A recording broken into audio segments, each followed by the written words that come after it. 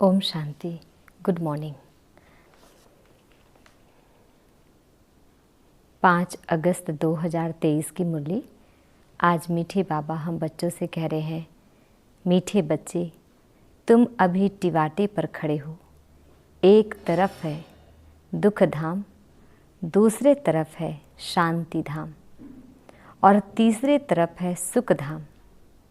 अब जज करो हमें किधर जाना है। तो तुम अभी टिवाटे पर खड़े हो। एक ऐसा जगह है जहाँ से 3 रास्ता होकर जाता है। तो टिवाटे माना 3 रास्ता, और अगर 4 रास्ते वाले हैं तो उसको चौराहा कहते हैं। तो एक तरफ है दुख धाम, जो अभी हम इस सृष्टि रूपी रंगमंच पर पार्ट बजा रहे हैं, और ये अभी कलयुग है माना दुख धाम है। दूसरे तरफ है शांति धाम, जहाँ से हम सब आत्माएं आए हैं। और तीसरे तरफ है सुख धाम, जहाँ हम बच्चों को जाना है अभी इस पढ़ाई के बाद सुख धाम में। तो अब जज करो हमें किधर जाना है। तो अभी हमारे पास 3 रास्ता है। यही हमें मज़ा आ रहा है या घर जाना है, और घर जाके फिर हमें अपने सुख धाम की ओर जाना है। तो ये हमारे पास 3 ऑप्शन है। बाबा का प्रश्न है हम बच्चों से, किस निश्चय के आधार पर तुम बच्चे सदा हर्षित रह सकते हो? किस निश्चय के आधार पर तुम बच्चे सदा हर्षित रह सकते हो? सदा हर्षित रहना है, सदा खुश रहना है। किस पर निश्चय होगा, किस चीज़ पर निश्चय है? तो उत्तर है बाबा का सबसे पहला निश्चय चाहिए कि हम किसके बने हैं। हम अभी किसके बने हैं? स्वयं परम पिता परमात्मा के, विश्व के नाथ का हम अब बन चुके हैं। क्योंकि अब तक हम मनुष्य आत्माओं के लिए अपना त्याग, अपना समय, अपना जीवन देते थे, लेकिन अभी हम इस अंतिम समय पर, अंतिम घड़ी पर परमात्मा के बनते हैं। केवल एक जन्म हम भगवान के बनते हैं। तो बाप का बनने में कोई वेद शास्त्र आदि पुस्तकें पढ़ने की दरकार नहीं है। अगर परमात्मा का बनना है तो हमें वेद शास्त्र आदि पढ़ने की आवश्यकता ही नहीं है। हम कैसे बने बाबा के? केवल 7 डेज का कोर्स किया, स्वयं का ज्ञान, स्वयं की पहचान, परमात्मा की पहचान, घर की पहचान, हमारा उद्देश्य क्या है, हम क्यों आए हैं यहाँ पर। तो ये सारी चीज़ें जब हमें नॉलेज मिल गई तो हमें निश्चय हो गया, हमें इस बात पर पक्का भरोसा हो गया, फिर हम ज्ञान में चल पड़े।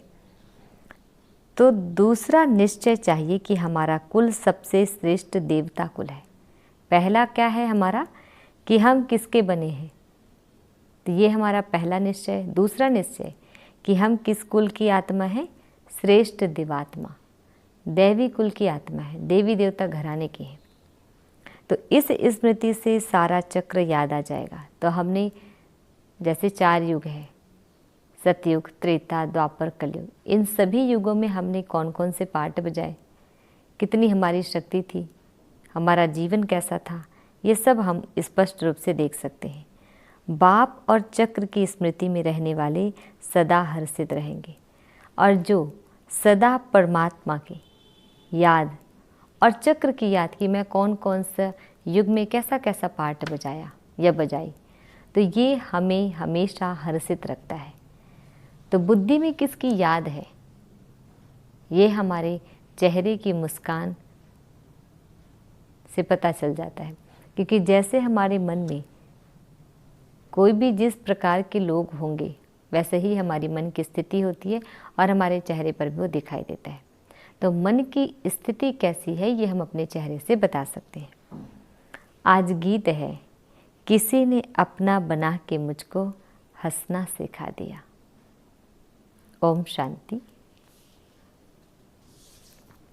तो आज बाबा ने हम बच्चों को चक्र और अपने 84 जन्मों की कहानी को याद करने के लिए कह रहे हैं। क्योंकि जितना हम परमात्मा को याद करते हैं और अपने चक्र को याद करते हैं कि मैं किस किस युग में कैसा कैसा पार्ट बजाया, कब मेरा नेगेटिव रोल था, कब मेरा पॉजिटिव रोल था, अब मुझे कौन सा रोल प्ले करना है, अभी ये विशेष समय है तो विशेष रोल प्ले करना है। तो इसीलिए परमात्मा भी हमें चक्रों पर ध्यान देने के लिए कहा। अच्छा, मीठे प्यारे बाबा हम बच्चों को विश कर रहे हैं, मीठे मीठे शिकिल दे बच्चों प्रति माता पिता बाप दादा का याद प्यार और गुड मॉर्निंग। रूहानी बाप की रूहानी बच्चों को नमस्ते।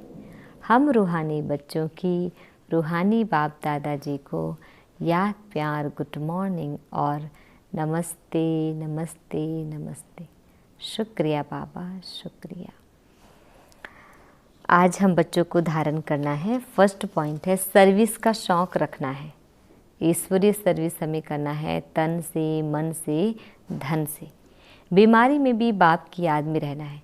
कितना भी हमें चाहे वो तन की बीमारी लग जाए, मन की बीमारी लग जाए, धन की बीमारी लग जाए, लेकिन फिर भी हमें याद करना है परमात्मा को और दूसरों को भी याद दिलाना है। हम खुद भी परमात्मा की याद करें और दूसरों को भी याद दिलाएं। अगर मेरी मन की स्थिति अच्छी है, मैं भगवान को घड़ी घड़ी याद करते रहती हूँ, तो इससे लोग भी देख के इंस्पायर होते हैं, लोगों को भी सीखने को मिलता है। और क्योंकि हम बार बार भगवान से मिल रहे हैं, भगवान से बातें कर रहे हैं, तो हमारा वर्तमान बहुत अच्छा हो जाता है। हम सदा खुश रहना प्रारंभ कर देते हैं। और जो सदा खुश रहता है, जिसको किसी भी प्रकार की दिक्कत नहीं होती, लोग उनके पास से सजेशन लेने जाते हैं। मुख से ज्ञान दान करते रहना है। जो भी हम बोले, हम किसी भी व्यक्ति के साथ हमारे मुख से सदा ज्ञान रतन ही निकलने चाहिए, क्योंकि ऐसा रतन, ऐसा ज्ञान जो अविनाशी है, जो मुझ अविनाशी आत्मा को चाहिए। तो जो आत्मा कमज़ोर है, जो आत्मा शक्तिहीन है, वो हमारी बातों से शक्तिशाली बन जाए, सशक्त बन जाए। और अविनाशी ज्ञान ही अविनाशी आत्मा को चाहिए, जो हमें परमात्मा देते हैं।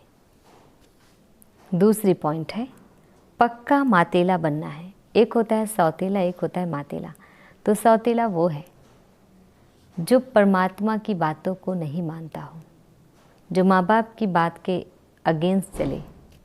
लेकिन मातेला वो है जो उनकी श्रीमत पर चलते हों, हाँ जी का पाठ बजाते हों, वो जो कह दे वो सब सही है। अर्थात एक बाप की ही याद में रहना है, तो एकांत, एक के अंत में रहना।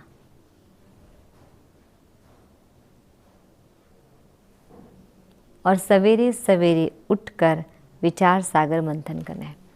इसलिए क्योंकि हमें पूरा दिन भर हमें पार्ट बजाना है, रोल प्ले करना है, तो हमारा एक्यूरेट पार्ट हो जाता है। इसलिए सुबह उठकर अपने समान को कि मैं एक आत्मा हूँ, मैं शक्तिशाली आत्मा हूँ, परम पिता परम आत्मा की संतान हूँ। जो भी आप अफर्मेशन करते हैं, ये सुबह उठकर करें तो वो ज़्यादा पावरफुल होता है। दूसरा कोई भी याद ना आए, लेकिन हम जब भी भगवान को याद करते हैं, हमें अनेक बातें याद आ जाती है उस एक को छोड़ के। तो यहाँ पर बाबा करें कि दूसरा कोई भी याद ना आए।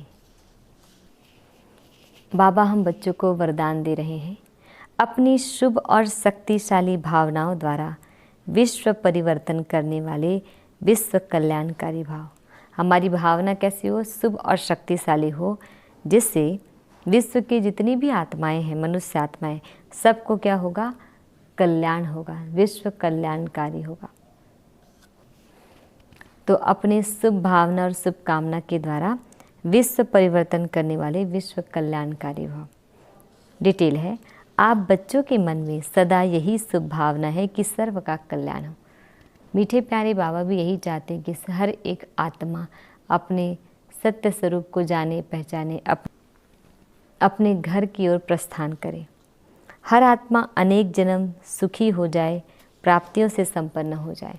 हर कोई चाहता है कि भगवान का ज्ञान मिले, भगवान से प्राप्ति हो, सदा सुखी जीवन जिए। जो परमात्मा से हमें अविनाशी वर्षा मिलता है, वो 21 जन्म तक चलेगा। आपकी इस शुभ और शक्तिशाली भावना का फल विश्व की आत्माओं को परिवर्तन कर रहा है। तो आपकी इस शुभ और शक्तिशाली भावना का फल, इतनी अच्छी शुभ भावना और शक्तिशाली भावना रखते हैं, तो विश्व की आत्माओं को परिवर्तन करें, तो वो सारे विश्व की आत्माएं परिवर्तन होती है।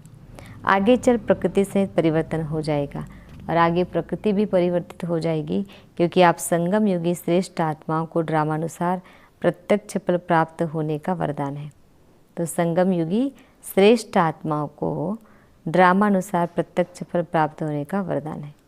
इसलिए जो भी आत्माएं आपके संबंध संपर्क में आती है वह उसी समय शांति व स्नेह के फल की अनुभूति करती है।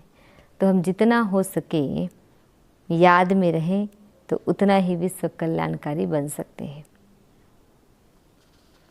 स्लोगन है, त्रिकालदर्शी स्थिति में स्थित रहकर निर्णय करो तो हर कर्म में सफलता प्राप्त होगी। त्रिकालदर्शी स्थिति में स्थित रहकर निर्णय करो तो हर कर्म में सफलता प्राप्त होगी।